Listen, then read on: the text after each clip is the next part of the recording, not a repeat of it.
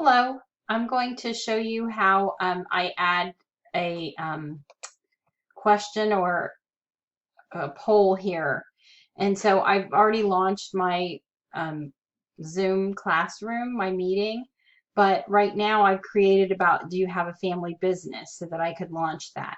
But I know I want to add a business. I want to add a question, like a follow-up question to that. And this will be about like income from business, and then you know, how much income was generated last month.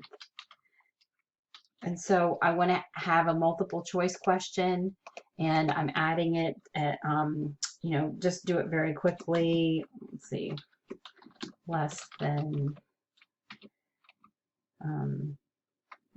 500,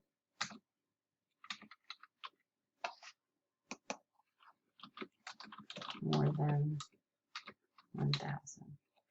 So I'm just going to save that question by clicking save at the bottom.